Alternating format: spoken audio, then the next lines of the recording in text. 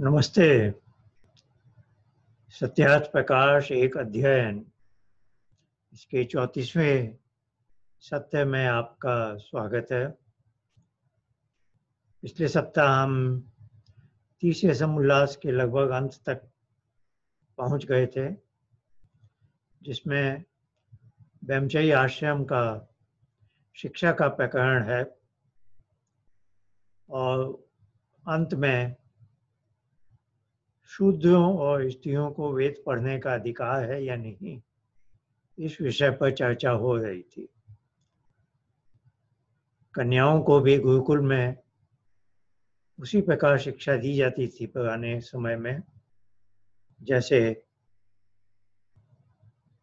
बच्चों को, लड़कों को, और उसका हमने एक वेद मंत्र भी देखा था। आइए वहीं से हम आरंभ करते हैं। तो ये तीसरे समुल्लास का अग्निवीर.com से डाउनलोड जो की है फाइल, उसका पृष्ठ संख्या 69 है और पीडीएफ फाइल की पृष्ठ संख्या 61 है। तो हमने सबसे ऊपर की पंक्ति का ये पढ़ा था। जैसा मैंने कहा, यह प्रकरण है क्या स्त्री लोग भी वेदों को पढ़ें। इसके पहले अथर्ववेद का यह मंत्र आया था, ब्रह्मचर्येण कन्या युवानम विंदते पतिम। और इसके भी पहले यजुर्वेद का वह मंत्र महर्षि दयानंद ने लिखा, यथेमाम वाचम कल्याणी मावधानी जनेभ्य ब्रह्मजन्याभ्याम शुद्धाय चार्याय चस्वाय चारणाय। यानी वेद की ये जो कल्याणी वाणी है वह मनुष्य मात्र के लिए है, चाहे वो ब्राह्मण वर्ण का धर्म पालन करते हो, राज धर्म का, क्षत्रिय हैं, शूद्र हैं, सेवा कार्य में लगे हैं, या वैश्य कर्म में लगे हैं, यह जो भी है हर मनुष्य के लिए। तो जिस किसी को परमात्मा ने वाणी दी है उसके लिए वेद वाणी भी दी गई है। और फिर कन्या को भी गुरुकुल में जाकर ब्रह्मचर्य आश्रम का पालन करके विद्या को प्राप्त करके, विद्या प्राप्ति के बाद एक युवक को वह पति के रूप में वर्ण करे उसका। इसी प्रसंग में आगे उन्होंने एक जगह बताया कि पहले जब बड़े यज्ञ कल्प आदि होते थे तो वहाँ श्रोत्र सूत्र में ऐसा उल्लेख आता है, इमम मंत्रम पत्नी पठेत। तो इसका उल्लेख करते हुए महर्षि दयानंद कहते हैं कि कन्या ने यदि गुरुकुल में वेद की शिक्षा नहीं प्राप्त की है तो वह इस तरह से उसको ऐसा क्यों आदेश दिया जाएगा कि इस प्रकार के मंत्रों को पढ़े वो। फिर उन्होंने इतिहास के भी कुछ उदाहरण दिए। गार्गी का दिया, कैकेयी का भी दिया जो युद्ध विद्या में निपुण थी, और युवतियों को, स्त्रियों को व्याकरण, धर्म, वैद्यक, गणित, शिल्प विद्या, यानी ये जो बहुत मौलिक बातें हैं जो हर किसी को, जनसामान्य को मालूम होनी चाहिए, वह मालूम होनी चाहिए। इसी के बाद वह सत्य का असत्य का निर्णय कर सकती है, पति आदि से अनुकूल वर्तमान यानी व्यवहार कर सकती है, यथा योग्य संतानोत्पत्ति, उनका पालन, वर्धन और सुशिक्षा करना, घर के सब कार्यों को जैसा चाहिए वैसा करना और कराना, वैद्यक विद्या से औषधवत अन्नपान बना, यानी घर में जो भोजन है वो इस गुणवत्ता का हो जैसे कि औषधि को बनाते हैं। बनाना और बनवाना नहीं कर सकते। जिस घर में रोग कभी ना आए और सब लोग सदा आनंदित हैं, शिल्प विद्या के जाने बिना घर का बनवाना, वस्त्र आभूषण आदि का बनाना बनवाना, गणित विद्या के बिना सबका हिसाब समझना समझाना, वेदादि शास्त्र विद्या के बिना ईश्वर और धर्म को न जान के अधर्म से कभी न बच सके। तो ये जो बहुत मौलिक बातें हैं, जिसका हर परिवार को चलाने वाली महिलाओं को जिसका संपर्क होता है, आवश्यकता होती है, उसका सब उल्लेख किया है। केवल साक्षरता ही नहीं, विद्या प्राप्ति, और विद्या प्राप्ति जो सामान्य व्यवहार की है वो सब, और ईश्वर आदि के गुण कर्म स्वभाव से परिचय होना। अब वो इस पृष्ठ में, ये अंतिम पृष्ठ है तीसरे समुल्लास का, इसमें वो अब उपसंहार कर रहे हैं, समापन की ओर जा रहे हैं। इसलिए वे ही धन्वादाह और कृतकृत्य हैं कि जो अपने संतानों को ब्रह्मचर्य, उत्तम शिक्षा और विद्या से शरीर और आत्मा के पूर्ण बल को बढ़ावें। अब ये शिक्षा का जो मुख्य उद्देश्य बताया है कि यह जो मनुष्य के लिए विशेष है, पशु पक्षी को शिक्षा देने का कोई उपक्रम नहीं होता है। क्यों होता है? उत्तम शिक्षा और विद्या से शरीर और आत्मा के पूर्ण बल को बढ़ाना। तो शरीर का भी अपना महत्व है। यदि व्यक्ति स्वस्थ नहीं है, बलवान नहीं है, तो आगे का जीवन उसका लाभदायक नहीं। लेकिन शरीर के ही सब समाप्ति नहीं होती। हमारा जो आत्म तत्व है, उसका जो बल है, जो विद्या आदि से ही प्राप्त होता है, बौद्धिक स्तर पर, और फिर अच्छा गुणवान बनकर अपने आप के आत्मा को जैसे सुशोभित करना, वो बढ़ावें। ये शिक्षा का एक बेहद उद्देश्य बताया, जिससे वे संतान मातृ पितृ पति सासू ससुर राजा प्रजा पड़ोसी इष्ट मित्र और संतानादि से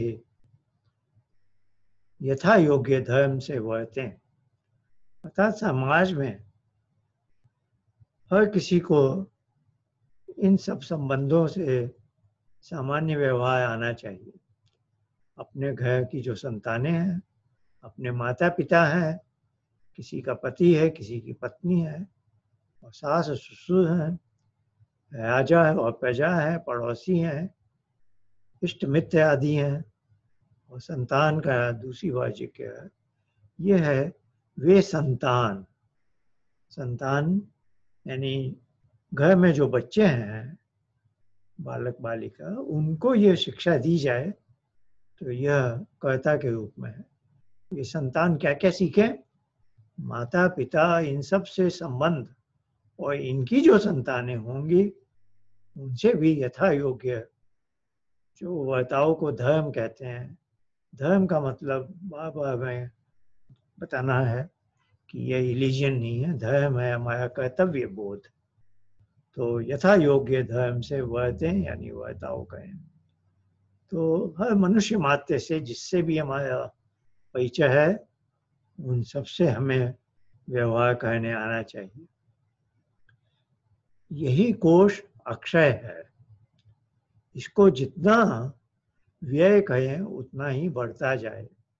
अन्य सब कोश व्यय करने से घट जाते हैं और दाएं भागी भी निज भाग लेते हैं, और विद्या कोश का चोर व दाएं भागी कोई भी नहीं हो सकता। इस कोश की रक्षा और वृद्धि करने वाला विशेष राजा और प्रजा भी है। तो ये जो ब्रह्मचर्य आश्रम का काल बताया था, जो इस तृतीय समुल्लास का मुख्य विषय था, जो शिक्षा से संबंधित है, जब एक मनुष्य दूसरे मनुष्य को विद्या देता है, तो इसमें माता पिता भी हैं और आचार्य विशेष करके हैं।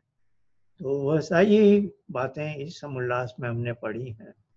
परीक्षा कैसे की जाती है, अर्थात क्या वचन सही है गलत है, इसकी हर बच्चे को जानकारी होनी चाहिए।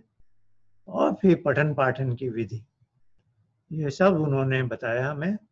और कहे हैं ये जो शिक्षा की विधि है, जो विद्यादान जिसको कहते हैं, यह जो विद्यादान है यह अपने आप में सर्वश्रेष्ठ दान है।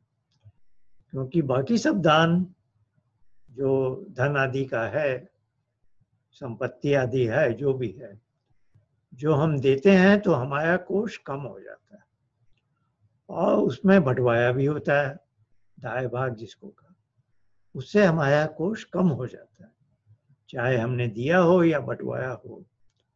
लेकिन विद्यादान में ऐसी कोई संभावना नहीं है, वो कभी कम नहीं होता, बल्कि जितना हम विद्यादान करते हैं उतनी हमारी भी विद्या बढ़ती है।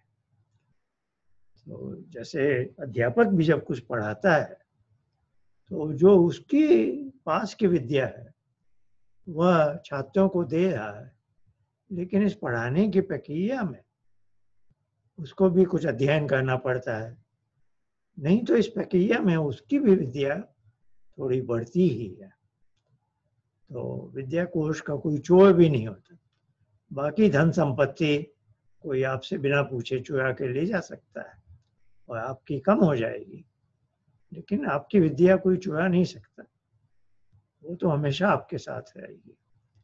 तो विद्या दान को सर्वश्रेष्ठ दान माना गया है और यह आज आधुनिक काल में भी सारे संसार में हर राष्ट्र और समाज में शिक्षा का जो विषय है वह सर्वोपरि है और कई जगह ऐसा है कि बच्चों को विद्यालय भेजना ही पड़ता है। और ये जो पुरानी गुरुकुल परंपरा बताई गई है वो जैसे आज के बोर्डिंग स्कूल हैं जहाँ बच्चे माता पिता से दूर एक हॉस्टल में रहते हैं, कुछ वैसी ही है। और वहाँ नाम है गुरुकुल या आचार्य कुल। तो वह जो अध्यापक था, गुरु था, आचार्य था, वह बच्चों का साथ ऐसे व्यवहार करता था जैसे यह उसका अपना कुल है, अपना परिवार है। यह गुरुकुल शब्द ही शायद स्कूल बना है। तो परंपरा बहुत पुरानी है, उस समय कुछ अधिक पवित्र रूप में थी। आज अध्यापक भी हैं, आज बोर्डिंग स्कूल भी हैं, लेकिन अध्यापक आचार्य उस कोटि के नहीं है। उनका आचार्य, उनका आचरण भी उच्च कोटि का। कोई हो सकता है सिगरेट पीता हो, मद्यपान, धूम्रपान, और उनका चाल चलन हम नहीं जानते ज़्यादा। वो आजकल पर्सनल लाइफ, प्राइवेट लाइफ से ज़्यादा मतलब नहीं रखा जाता है।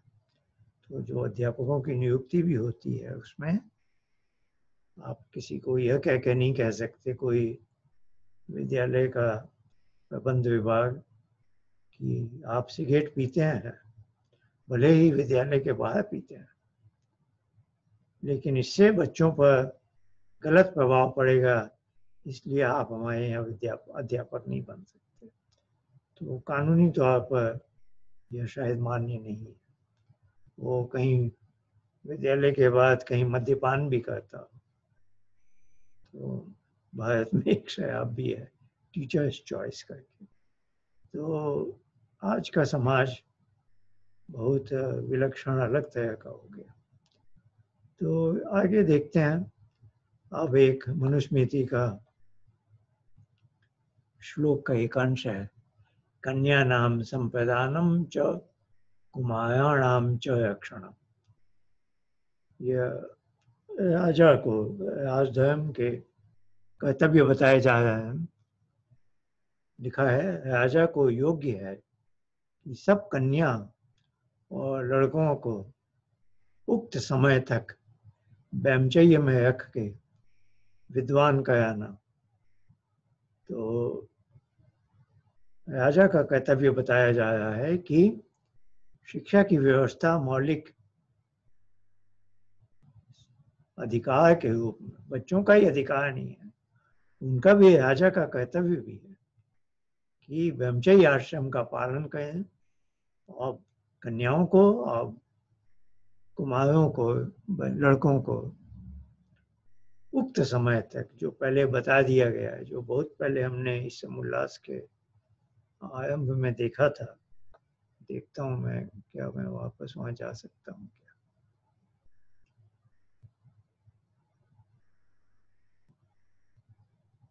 हाँ, ये भी तीसरे समुल्लास का ही था। ये पेज संख्या है यहाँ 47। अभी तो हम पेज संख्या 69, 68, 68, 69 पर पहुंच चुके हैं। तो इधर क्या यह ब्रह्मचर्य का नियम स्त्री व पुरुष का दोनों का तुल्य ही है? तो ब्रह्मचर्य काल की बात हो रही थी, तो जो उक्त समय वहां भी हमने पढ़ा था उसकी चर्चा हम यहाँ कर चुके हैं। जो 25 वर्ष पर्यंत ब्रह्मचर्य कहें तो 16 वर्ष पर्यंत कन्या। अब ये बताया जा रहा है कि विवाह की अवधि है, ये फिर प्रसंग आएगा अभी चतुर्थ समुल्लास में गृहस्थाश्रम का। तो 25 वर्ष के युवक का विवाह 16 वर्ष की कन्या से, 30 वर्ष का जो है उससे 17 वर्ष की। पुरुष 36 का है तो स्त्री 18 वर्ष की, पुरुष 40 का है तो स्त्री 20 वर्ष, पुरुष 44 का है तो स्त्री 22 वर्ष, जो पुरुष 48 का है तो स्त्री 24 वर्ष की। तो कन्या जैसे या तो कन्या से 1.5 गुनी 16 से बड़ा, 16 का 1.5 गुना 24 होगा, तो 24 से बदले यहाँ 25 लिखा है। तो 25 से कम का युवक ना हो विवाह करते समय, तो उसकी 1.5 गुनी आयु हो, और तो 2 गुनी हो, 1.5 गुनी से कम ना हो, 2 गुनी से अधिक ना हो। तो यह ऐसे एक व्यवस्था है पुरानी कि इतने समय तक वो ब्रह्मचर्य काल रखते थे। आइए, तो राजा को योग्य है सिर्फ कन्या और लड़कों को उक्त समय, वो हमने देख लिया अभी, ब्रह्मचर्य में रख के विद्वान बनाना, उनको विद्वान कराना विद्या प्राप्ति के लिए। जो कोई इस आज्ञा को न माने तो उसके माता पिता को दंड देना, यानी यह दंडनीय अपराध माना जाए। ये मनु की ऐसी व्यवस्था है कि जो अपने लड़के लड़कियों को गोकुल में भेज कर इस प्रकार से शिक्षा न दिलाएं, तो अर्थात राजा की आज्ञा से 8 वर्ष के पश्चात लड़का व लड़की किसी के घर में न रहने पावे, किंतु आचार्य कुल में है, इसको अनिवार्य शिक्षा कहते हैं। आजकल बहुत से देशों में है, और हाँ, आवश्यक नहीं है कि आचार्य कुल में, लेकिन हाँ पश्चिम देशों में बहुत जगह यह आवश्यक है कि आप बच्चे स्कूल में भेजें। भारत में पहले प्राचीन समय में भेजना भी है, और उनके निवास भी हो बच्चे माता पिता के घर से निकलकर आचार्य कुल में रहते थे, और वहाँ सबसे बराबरी का व्यवहार होता था, जो हमने सब पढ़ लिया है कि चाहे राजकुमार हो, चाहे एक गरीब परिवार का युवक लड़का हो, सबको एक समान भोजन, एक समान वस्त्र, एक समान, सभी को गांव में परिवारों में जाकर भिक्षा मांगनी, तो किसी में अभिमान हो उस तरह की भावना नहीं। जब तक समावर्तन का समय ना आवे तब तक विवाह न होने पावे। ये जो हमारे 16 संस्कार हैं उसमें शिक्षा से संबंधित है एक उपनयन। उपनयन अर्थात आचार्य ने उसे अपने आचार्य कुल में ले लिया। उप यानी समीप, नयन माने लेना, अपने समीप लेना, यानी जिसको आज हम कहेंगे प्रवेश दिलाना, है ना, एडमिशन का प्रोसेस। और इसके बाद एक संस्कार है वेदारंभ संस्कार। अब आचार्य ने उसको वेद का आरंभ, यानी वेद मंत्र की शिक्षा, जिसमें गुरु मंत्र, गायत्री मंत्र का पहला मंत्र देते हैं, उसको एक तरह से औपचारिक रूप में उसकी शिक्षा दी, पहला पाठ बताया। तो एक एडमिशन हो गया, एक पहला पाठ हो गया। अब यह शिक्षा की समाप्ति का एक संस्कार होता है जिसको समावर्तन कहते हैं, जो आज कॉलेज यूनिवर्सिटी में ग्रेजुएशन कॉन्वोकेशन कहलाता है। तो जब तक पूरी समावर्तन न हो जाए, यानी उसका ग्रेजुएशन नहीं हो गया है, तब तक उसका विवाह न हो। तो ग्रेजुएशन से फिर वो घर जाता है, आचार्य कुल से उसका जो फॉर्मल एजुकेशन थी, औपचारिक शिक्षा थी, वो सब समाप्त हो गई। अब उसे घर की अनुमति, घर लौटने की अनुमति मिल जाती है और घर लौट कर उसे विवाह करना है। तो यह एक तरह की श्रृंखला है। उपनयन के बाद वेदायंब, उपनयन हो गया जैसे एडमिशन, वेदायंब यानी पढ़ाई की आरंभ, पढ़ाई का समापन है समावर्तन, इसके बाद विवाह संस्कार। तो ये सारा ब्रह्मचर्य आश्रम था। अब विवाह के बाद युवक और युवती गृहस्थ आश्रम में प्रवेश करेंगे। मनुस्मृति का एक और श्लोक दिया है, वही जो दान के बारे में था कि विद्या का दान सर्वश्रेष्ठ है। सर्वेषाम एव दानानां ब्रह्म दानम विशिष्यते। वायन्न गोमहि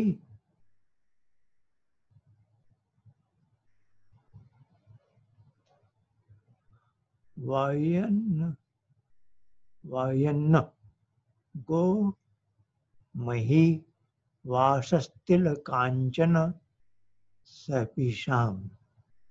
कई चीजें गिनाई गई हैं, बहुत सारे पद हैं जिनकी संधि हुई है। आइए इनका अनुवाद पढ़ते हैं।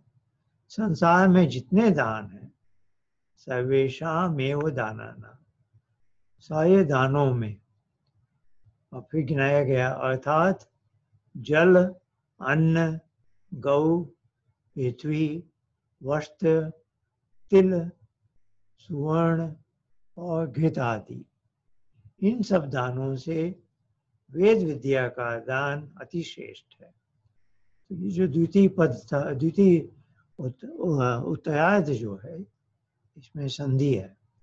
वायु कहते हैं जल को, ये अन्न, गो गाय के लिए, मही पृथ्वी के लिए, वासस वस्त्र के लिए, तिल है अनाज जो है तिल का, कांचन सुवर्ण के लिए, सोना चांदी वाला सुवर्ण, सर्पिषाम घृत के लिए। तो इतनी सारी चीजें गिनाई गई हैं। इन सब में सबसे बड़ा बात क्या बताया, ब्रह्म दानम विशिष्यते।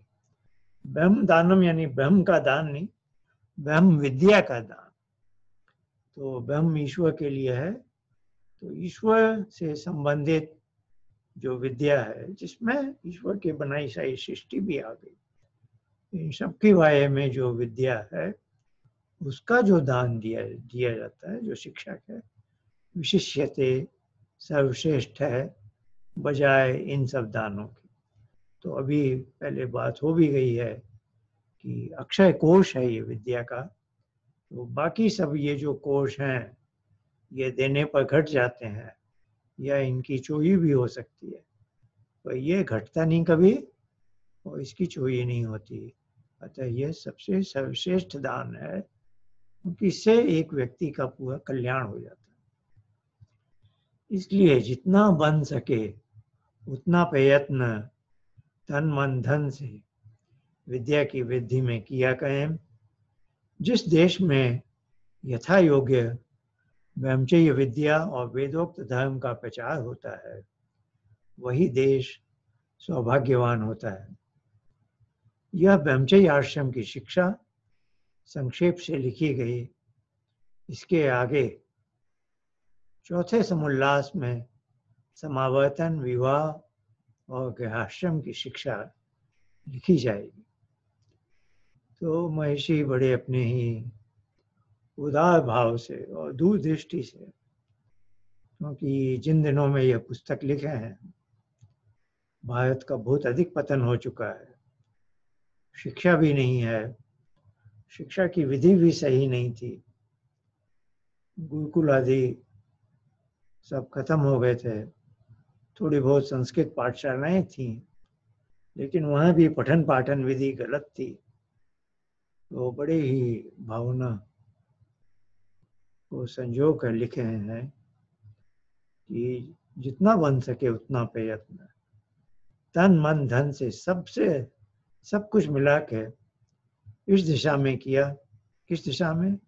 विद्या की वृद्धि में करें, जिससे क्या होगा, देश में यथा योग्य ब्रह्मचर्य विद्या और वेदोक्त धर्म का प्रचार होता।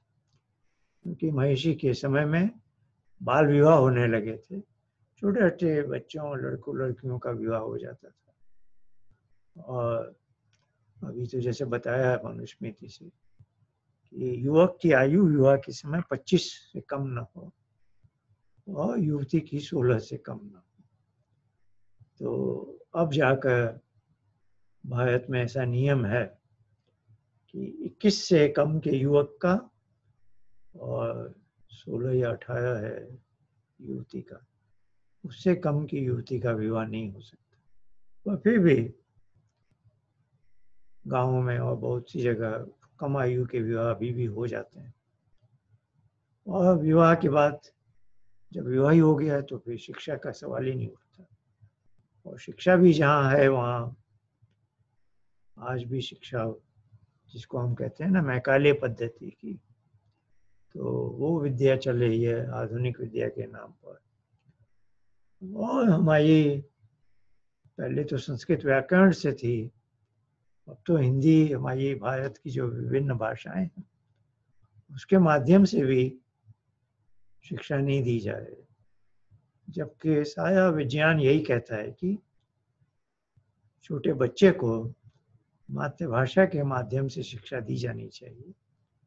तो आजकल तो ऐसी होड़ लगी हुई है कि 3-4 साल के बच्चे को भी इंग्लिश मीडियम चला रखा।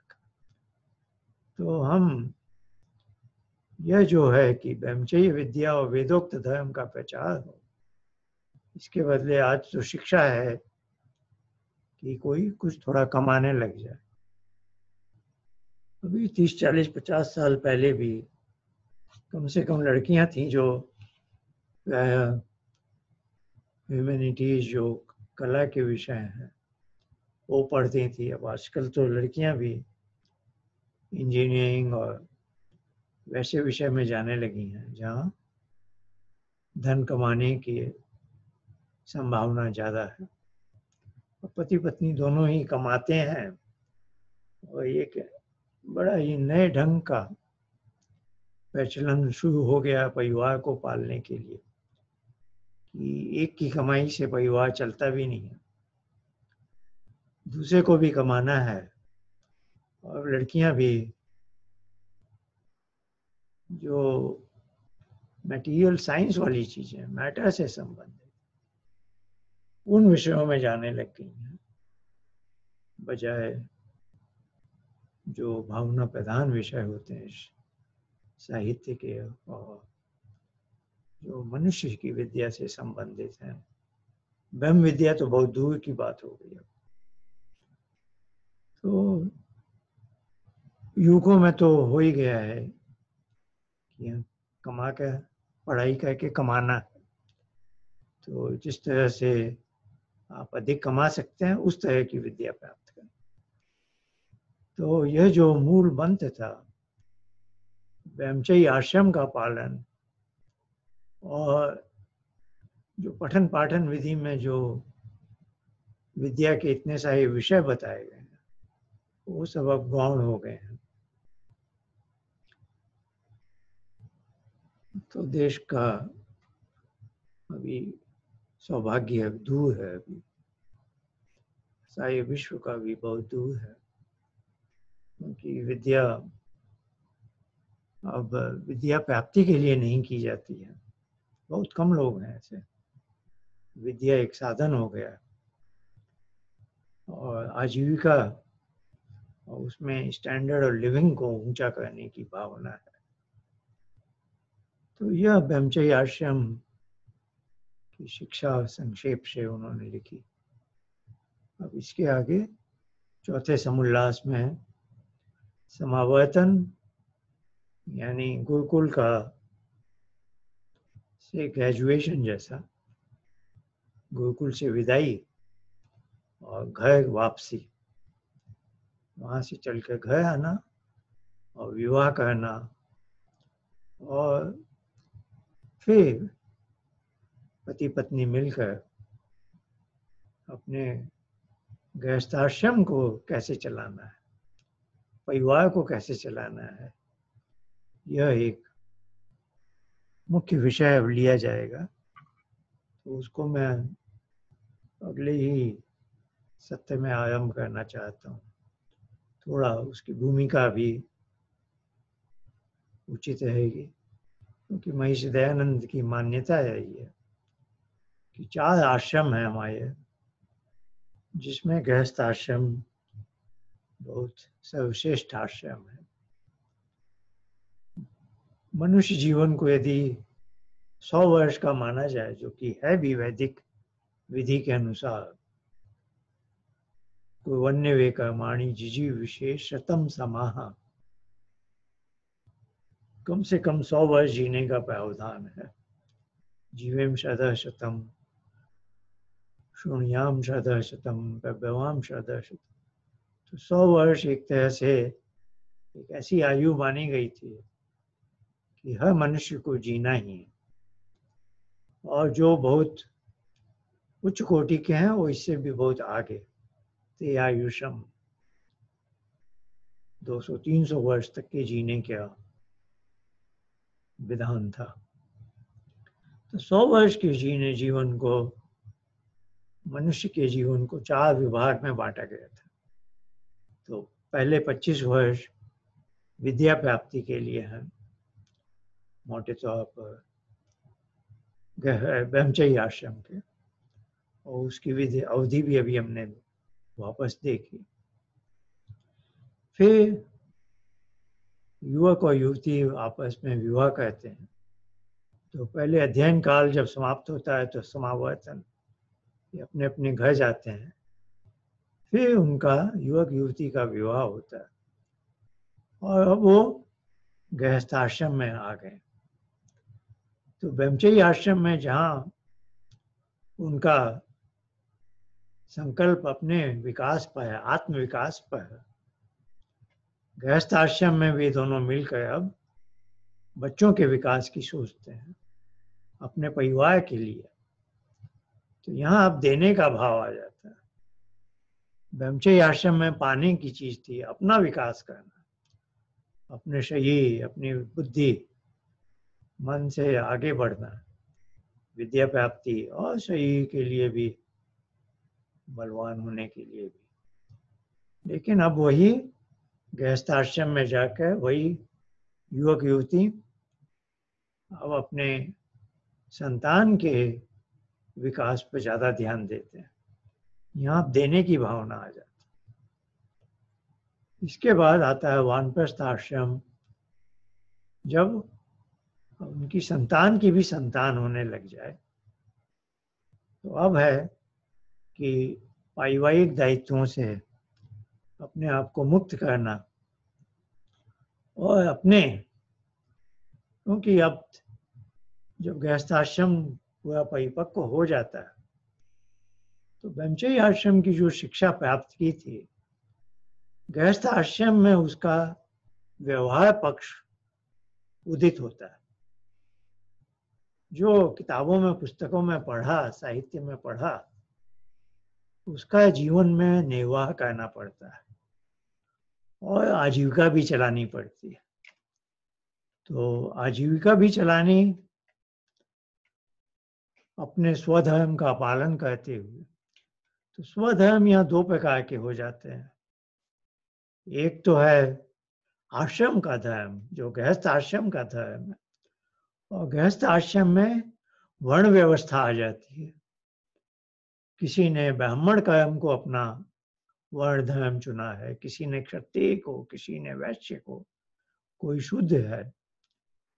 तो एक तो उसका गृहस्थ आश्रम का धर्म है, जिसमें अपने संतानों का लालन पालन, उनके अपने भी माता पिता हैं, उनके प्रति उनका दायित्व, उनके सास ससुर हैं, पड़ोसी हैं, मित्र हैं, जो अभी हमने शब्द पढ़े थे कि माता पिता, पति, सास ससुर, राजा प्रजा, पड़ोसी, इष्ट मित्र और अपने संतान आदि से सबसे यथा योग्य किस प्रकार से वर्ताव करना है धर्म पूर्वक, यह सब, यह गृहस्थ आश्रम का व्यवहार हो गया। और आजीविका कमाने के लिए आप जो समाज को जो योगदान देते हैं, ब्राह्मण के रूप में, क्षत्रिय, वैश्य, शूद्र के रूप में, वो आपका वर्ण धर्म हो गया। आपने जो वर्ण किया कि मैं इस ढंग से, जिसको आज हम बोलेंगे करियर बनाना, तो दोनों धर्म आ जाते हैं, गृहस्थ आश्रम के धर्म या आश्रम धर्म है, और एक है वर्ण धर्म। तो इन दोनों का पालन करते हुए अपना, अपने संतान, समाज, और यही जो समुदाय है जो दूसरे आश्रमों का, क्योंकि वो अपने संतान का पालन कर रहे हैं तो ब्रह्मचर्य आश्रम का, वो अपने माता पिता का पालन कर रहे हैं तो वानप्रस्थियों का, वो सन्यासियों का भी पालन करते हैं जो अतिथि बन के उनके घर आते हैं, और उनकी जो अलग अलग संस्थाएं हैं उनको दान आदि देते हैं। और यही व्यक्ति हैं जो अपने वर्ण धर्म का पालन करते हैं, तो आज की भाषा में जो टैक्स देते हैं। तो गृहस्थ आश्रम वाला व्यक्ति राज व्यवस्था में जो कर चुकाते हैं, उसी से पूरा समाज और राष्ट्र भी चलता है। तो ये गृहस्थ आश्रम की विशेषता है, जो ब्रह्मचर्य आश्रम जहाँ ज्ञान प्रदान है, ज्ञान प्राप्ति जहाँ, विद्या प्राप्ति जहाँ मुख्य उद्देश्य है, गृहस्थ आश्रम कर्म प्रधान है, यहाँ कर्म की प्रधानता है। तो कर्म, एक तो गृहस्थ आश्रम के अपने कर्म है और एक अपने वर्ण के कर्म है, और उसी कर्म के द्वारा वह अपनी आजीविका, अपने परिवार की आजीविका का उपाय खोज निकालता है, और सारा समाज, सारा राष्ट्र भी इस गृहस्थ आश्रम पर ही आश्रित है। और यदि गृहस्थ आश्रम अच्छा है तो संतान भी अच्छे हैं। यदि माता पिता ही अच्छे नहीं हैं, गुणवान नहीं है, तो बच्चों को गुणवान कैसे बना सकते हैं। तो कहने को ऐसे तो चारों आश्रम अपने में महत्व रखते हैं, लेकिन गृहस्थ आश्रम का सबसे अधिक महत्व है, क्योंकि इसी में बच्चे जन्म लेते हैं। बच्चे की एकदम प्रारंभिक शिक्षा माता पिता से गृहस्थ आश्रम में ही होती है। गृहस्थ आश्रम में ही गृहस्थी वाले लोग समाज के जो विभिन्न अंग हैं, चाहे आर्य समाज है या गुरुकुल आदि हैं या वानप्रस्थियों की कोई संस्था है, जो भी है, उन सबको वही गृहस्थी लोग ही पालते हैं। और गृहस्थ आश्रम से ही आपकी परीक्षा होती है कि आपने ब्रह्मचर्य आश्रम में जो विद्या प्राप्त की, क्या उसका पूरा निर्वाह किया, या क्योंकि गृहस्थ आश्रम में बड़े बड़े कठिन अवसर आ जाते हैं। बच्चा बीमार है, जैसे हमारे आर्य समाज के प्रसिद्ध प्रचारक हो चुके हैं, विद्वान पंडित लेख राम, वो गृहस्थी थे और जगह जगह प्रचार करने जाते थे, जैसे उनका ब्राह्मण कर्म हो गया। तो गृहस्थ आश्रम भी है और अपना वर्ण भी चुना। जो कुछ भी स्वाध्याय आदि के बल पर उन्होंने अर्जित किया था, वो आर्य समाज का आरंभिक स्वर्णिम युग है, जब हर कोई महर्षि दयानंद के सत्यार्थ प्रकाश और दूसरे ग्रंथों को पढ़कर समाज में विद्या का प्रचार प्रसार करता था। तो उसमें ये पंडित लेख है हम। तो एक बार प्रचार यात्रा से घर लौटे तो बेटा बहुत बीमार था, लेकिन कहीं और भी एक तिथि दे दी थी कि मैं अमुक दिन आऊंगा आपके, क्योंकि उस समय देश का हिंदू जाति बहुत ही पतित हो गई थी। तो जगह जगह लोग हिंदू मत छोड़कर कोई मुसलमान बन जाता, कोई ईसाई बनता था। तो कहीं से उनको ही बुलावा आता था कि ये अमुक व्यक्ति मुसलमान बनने वाला है, इस दिन इसको कुछ शिक्षा दीजिए आप। तो उस समय जब वो कोई तिथि निश्चित कर देते थे, फिर वहाँ जाना भी उनको आवश्यक लगता था। तो ऐसा ही एक प्रसंग उत्पन्न हुआ कि कहीं प्रचार करके घर लौटे हैं, पत्नी ने कहा बच्चा बहुत बीमार है ऐसे ऐसे,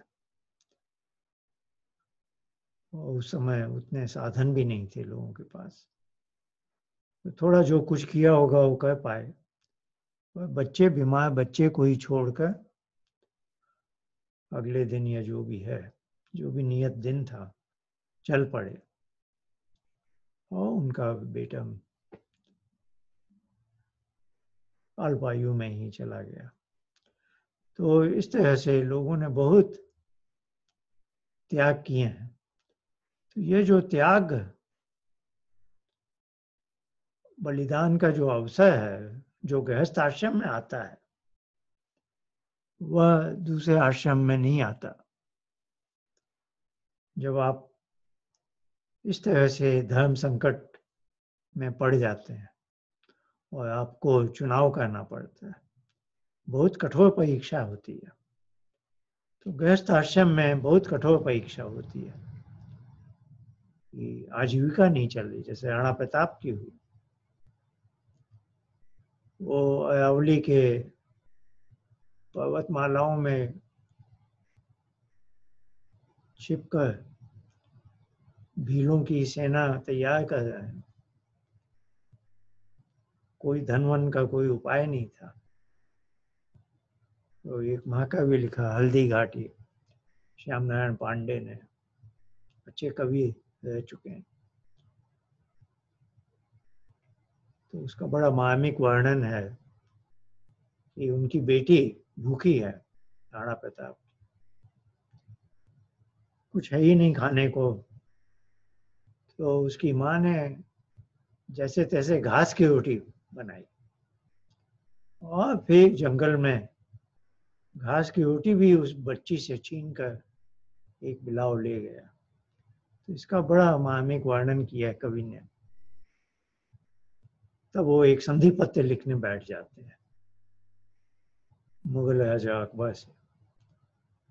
उनकी बेटी की ये दशा देखकर इतना बड़ा योद्धा, युद्ध के मैदान में क्या क्या उसने देखा होगा, उससे विचलित नहीं हुआ, लेकिन अपनी छोटी सी बेटी को रोती बिलखती हुई भूख से उससे रहा नहीं गया। वो एक संधि पत्र लिखने बैठता है और उसकी पत्नी, वो भी क्षत्रियाणी है, वो रोक देती है कि नहीं, ऐसा नहीं करोगे। तो ये कवि की अपनी कल्पना तो नहीं कहेंगे हम, एक कवि ने अपने ढंग से एक दृश्य को प्रस्तुत किया है। तो गृहस्थाश्रम में बहुत ही, चाहे आप ब्राह्मण वर्ण का पालन करते हो, राणा प्रताप का क्षत्रिय वर्ण का है, जब भी कोई महान उद्देश्य से कुछ जीवन देना चाहते हैं आप, तो बहुत ही कठिन अवसर आते हैं। यदि आप अकेले हैं आपने विवाह नहीं किया है, तो अपेक्षाकृत इतनी कठिनाइयां नहीं आती हैं। आप गृहस्थाश्रम में आ गए हैं, तो आपके दायित्व तो बहुत बढ़ जाते हैं, और फिर बड़ी कठिन परिस्थितियां उत्पन्न होती हैं। जैसे आपकी ईश्वर बहुत परीक्षा लेता, और जैसा होता है कठोर परीक्षा से आप निकलते हैं। जैसे बोलते हैं ना, सोना सुवर्ण की अग्नि में तप का वह कुंदन बन जाता है। तो गृहस्थ आश्रम में कठिन से कठिन परिस्थितियों में भी यदि आपने उन सब धर्मों का निर्वाह किया जो आपने ब्रह्मचर्य आश्रम में पुस्तकों से पढ़े थे, तब यह शिक्षा वास्तव में उस ढंग से देखें तो गृहस्थ आश्रम भी शिक्षा का ही काल है, जिसमें विद्या प्राप्ति का जो उच्चतम स्तर है व्यवहार में, तो विद्या प्राप्ति के भी 4 स्तर बोलते हैं। एक तो है पहला पढ़ना या सुनना, फिर एक है उसका मंथन करना, जब छात्र अकेले में उस पाठ को दोहराता है, उस पर ऊहापोह करता है। फिर प्रवचन भी एक माध्यम है, जैसे अभी थोड़ी देर पहले हमने कहा था, जब एक अध्यापक पढ़ाता है तो भी उसे नई नई बातें सूझती हैं। ऐसे देने को तो विद्या दान कर रहा है, और उसकी अपनी भी विद्या बढ़ रही है। और चौथा इसका पक्ष आता है, तो पहला हो गया पठन और श्रवण, दूसरा है मंथन, जब अपना ही दोहराना उस पर पूर्ण विचार कर, तीसरा हो गया प्रवचन, जब हम पढ़ाते हैं तो भी हमें विद्या प्राप्त होती। चौथा, जब विद्या बड़ी पुष्ट होती है, जब उसको हम व्यवहार में लेते हैं। तो गृहस्थ आश्रम में युवक और युवती ब्रह्मचर्य आश्रम में जो ये ब्रह्म विद्या आदि की प्राप्ति की है, इसको व्यवहार पक्ष है। ब्रह्मचर्य आश्रम में मात्र ब्रह्म यज्ञ और देव यज्ञ, अब आ जाएगा पितृ यज्ञ, देव और बलिवेश्वर देव यज्ञ, अतिथि यज्ञ। यज्ञ है देव पूजा, संगति, दान देना, देने की भावना। तो गृहस्थ आश्रम में देने की भावना बहुत ऊपर चली जाती है, और जब युवक युवती माता पिता बन जाते हैं तो मातृ देवो भव पितृ देवो भव, जैसे ईश्वर की का एक ऐसा विधान है कि माता और पिता के रूप में आप एकदम देवता ही बन गए, क्योंकि माता पिता बनने के क्षण से ही दोनों को संतान के प्रति देने की ही भाव उत्पन्न होता है। हर क्षण वो यही सोचते हैं संतान का हित क्या है। और इसी प्रसंग में किसी ने कोई धर्म से च्युत हो गया कि आसान की कमाई या जल्दी वाली कमाई या अधिक कमाई करने के लिए गलत रास्ते अपनाए, तो हर वर्ण में आप गलत रास्ते का चुनाव कर सकते हैं। ब्राह्मण, क्षत्रिय, वैश्य, शूद्र, बेईमानी सब जगह संभव है। वह उस बेईमानी से दूर रहते हुए पूरे गृहस्थ आश्रम को निष्कलंक चलाते हुए अपने सारे दायित्वों का निर्वाह कर लेना, यह एक बहुत बड़ी तपस्या है। यह मैंने इसलिए थोड़ा कहा क्योंकि अब आज समाज में एक प्रचलन आ गया है। बहुत से ऐसे प्रचारक हमारे समाज में हैं जो विवाह का, गृहस्थ आश्रम का जिनको अनुभव नहीं है। उनकी भावना अच्छी है, कि गृहस्थाश्रम के बाद ही वो अपना जीवन वेद प्रचार में देना चाहते हैं। तो जो वेद विद्या उन्होंने ब्रह्मचर्य आश्रम में गुरुकुल में रहकर प्राप्त की है, उस विद्या की पुष्टि के लिए, वो विद्या परिपक्व हो जाए, इसके लिए गृहस्थाश्रम आवश्यक है। इसमें देवत्व को प्राप्त करने का एक नैसर्गिक आसान रास्ता है। ये इसको छोड़कर कोई कहे कि मैं अपना जीवन वेद प्रचार में लगाना चाहता हूँ, उसमें बहुत बड़ी गलती होने की संभावना। मैं ये नहीं कहता कि जिस किसी ने भी ऐसा किया उसने गलत काम किया, लेकिन संभावना बहुत ज्यादा है कि गृहस्थ आश्रम को आप अलग करके आप सीधे ब्रह्मचर्य आश्रम को ही लंबा करके और फिर वानप्रस्थ बन जाने की सोचते हैं, तो गृहस्थ आश्रम को साइड में डाल दिया, वो एक बहुत गलत निर्णय सिद्ध हो सकता है।